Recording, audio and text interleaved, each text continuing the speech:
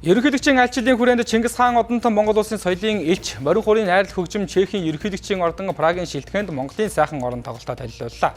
Морин хуурын найрал хөгжим бүрэн бүрэлдэхүүнээр Монгол үндэсний соёл урлагийн оргил бүтээлүүдийг Чех улсад амьдарч буй монголчууд болоод Чехийн төр засгийн зочдод өргөн барьжээ. Чехийн Прагийн шилтгэний хойд талд байрлах 16 дугаар зуунаас барьж эхэлсэн Чехийн ерөнхийлөгчийн хүлээн авалт гадаад улсын төрийн тэргүүнэрийн айлчлалын үеэр хүндэтгэлийн арга хэмжээ зохион байгуулдаг Spanish Hall-ыг үзэгчтэй харж байна. Олон зууны түүхтэй онцгой хүлээн авалтууд болдог Европчуудын сонирхлыг ихэд татдаг тухайн шилтгэнд Монгол Улсын филармонийн Морин хуур найрал хөгжим ихшгэллээ. Тоглолтод гадаад дотоодын шилдэг 17 уран бүтээлийг үзэгчдэд хүргэжээ.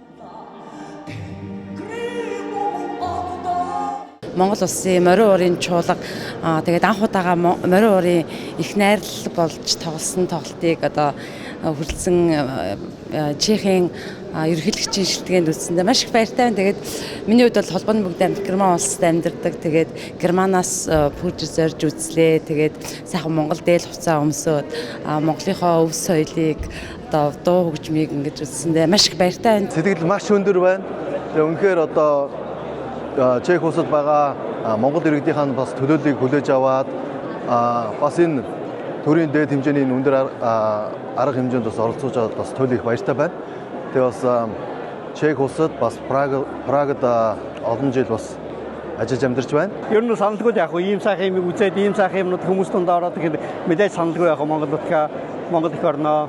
Монгол гэдэг ондооч одоо эндээс ингээд олж харлаа бүр ингээд маш сайхан бүр ингээд ирч авлаа гэж бодож байна.